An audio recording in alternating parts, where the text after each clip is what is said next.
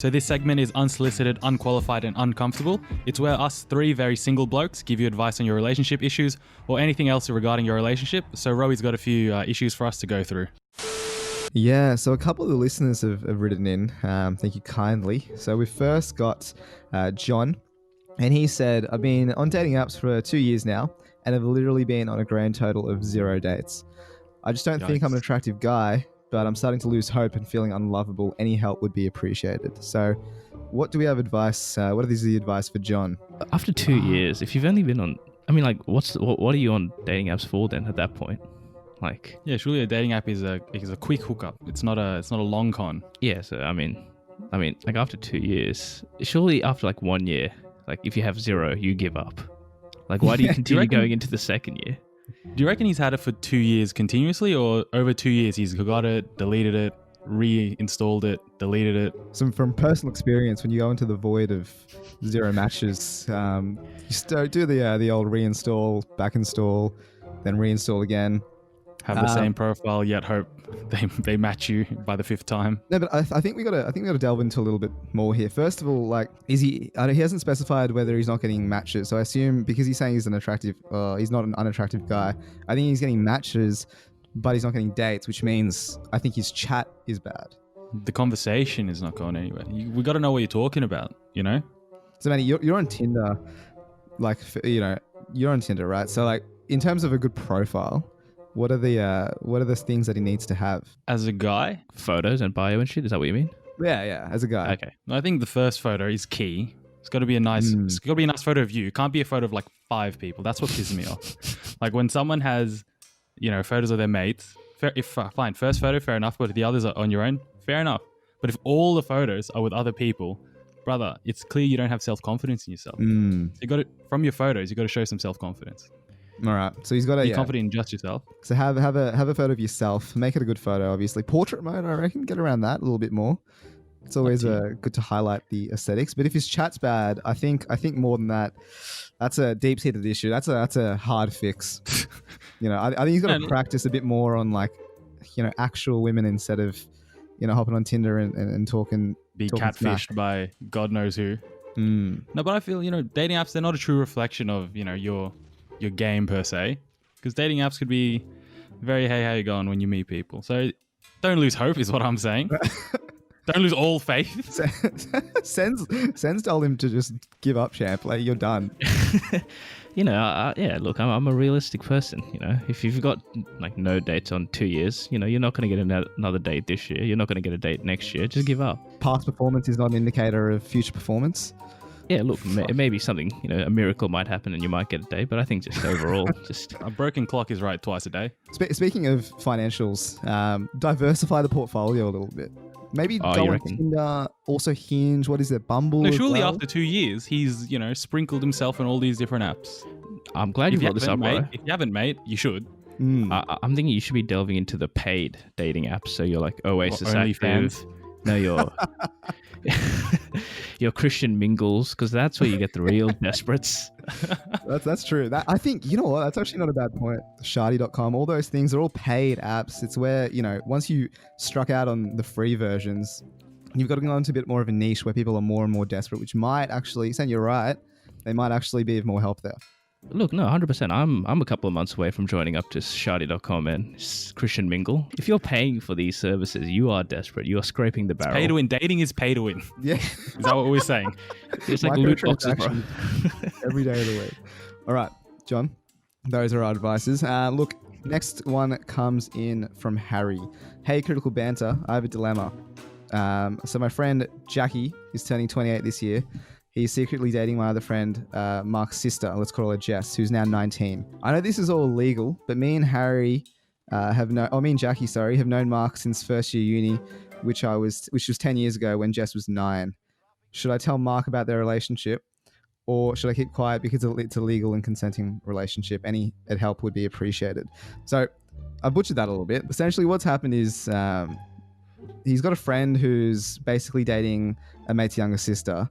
And they're dating now and it's all legal and fine. But the fact is he's known her since she was 9. So what do we think about that? Should he actually keep quiet or tell Mark that it's there's something going on? Well, first of all, we've got to know why is he keeping it a secret, you know? Is he guilty? In the legal field, we call this grooming. That's the official term for it. But is there evidence? Well, yeah, he said he's known her since she was, 4 or something? What was it again, Ra? 9. Yeah, I mean, it's not much better, but yeah, if you've known someone, that means they trust you. If you've known them for that long, they had to trust in you from a young age. Look, I'm not speaking from experience here. I'm just saying that grooming is a very real Your thing. advice is oddly specific. I think you're right, but I think straight away, like, this is just ringing alarm bells all day long. He's got to tell Mark about the relationship. Like, first of all, yeah, like you were saying before, they're keeping it secret, which obviously means that he knows he's doing something wrong. Maybe just a general thing. You don't want your mate to know you're dating their sister. Maybe he's ashamed. Do we reckon he has something? Does he have something to be ashamed of? Well, obviously, if he's keeping it a secret, right? Otherwise, he'd be telling everyone. He obviously knows he's done something wrong, or he's not proud of what he's done. I think we're painting him to be a very shady character right now. We've very much gone down this road of him being some sort of predator. Bro, he's literally... We always go down that road. He's taken her since she was 9, though. He's taken her. Use a different word. No, okay. So this does remind me, like, there was a as a tennis player, Stan Wawrinka. Basically, he had a happy family, happy wife for a couple of years, and then he's basically divorced his wife he's traded in for a newer model, and that newer model, he's happened to know her since she was 15. That's similar sort of situation, and just straight away, what's your instinct telling you, boys? I'm saying that's all kinds of How you going? So I'm thinking, are they still together? They are still question. together. But yeah, There you go. Do what is it? The ends justify the means? You know, does that make it okay? Just but do we know the means are noncy? They sound noncy, dude. They sound too noncy for my liking. Just intuitively, you're thinking he's known her since she was 9.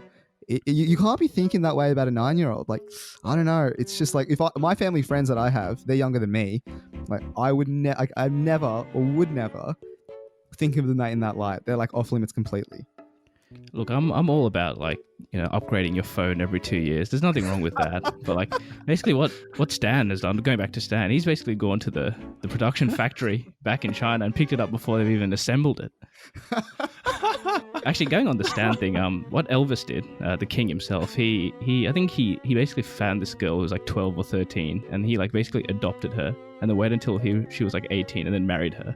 So he took her to his house and then groomed her, for lack of a better word, and then married her when he was 18. So what I'm trying to say is, if Elvis can do it, then it's fine for everyone. The king did it. It's all good. I've somehow done a 180 here, and I've...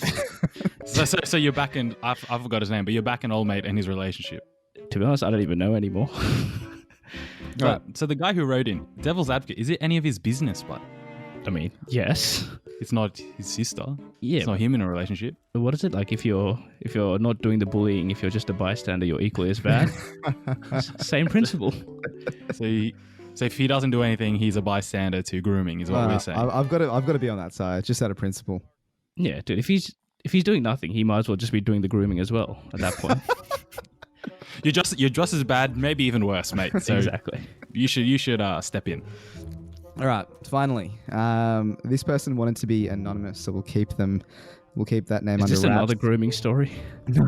No, although I get a bit worried when I hear the anonymous submissions. Exactly. This guy has basically gone, my 24-year-old girlfriend. He said he'll keep this one short, but it's not short at all. So I'm going to paraphrase.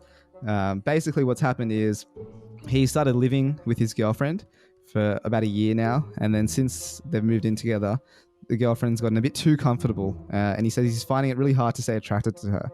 So some of the examples of the things that she'll do is pee with the door open, and she thinks it's funny. Apparently she belches louder than anyone I've ever heard, 15 to 20 times a day. That is a bit excessive.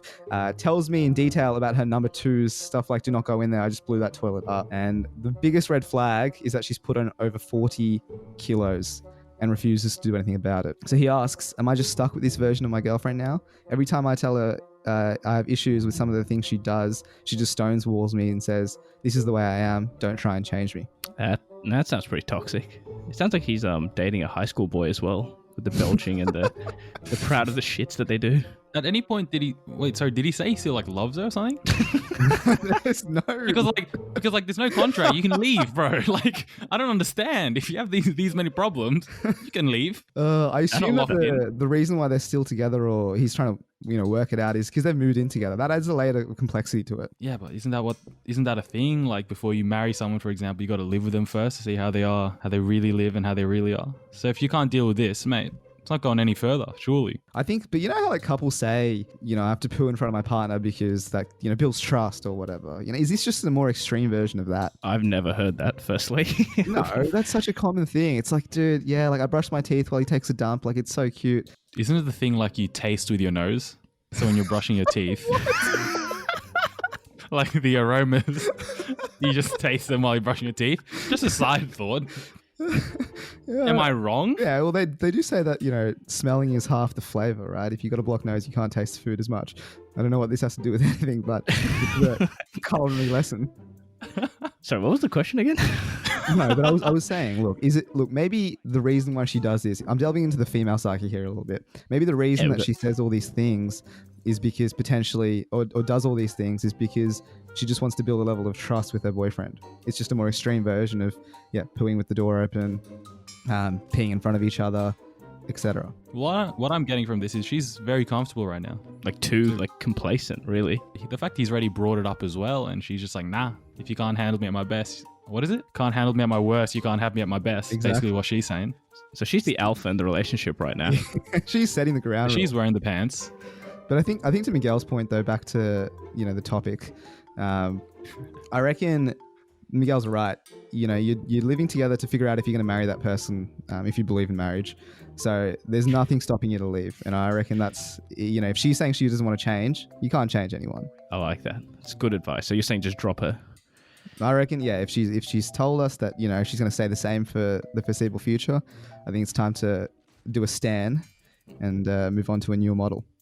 Did you say she also gained 40 kilos? Yeah, That is yikes. I was going to sidestep that as like, we'll say the red flags with the belching 20 times a day. No, look, no judgment there, but like, how do you gain 40 kilos? It's like, you have to be purposely trying to gain weight at that point. Yeah, you have to make a conscious effort, like daily. Bulk season, baby. You have to be going out of your way. That's how like beta this guy is. That's almost impressive. Like that's almost a reason to stay with her. She's got that kind of determination and motivation. Commitment. She's got the commitment. She's got the drive.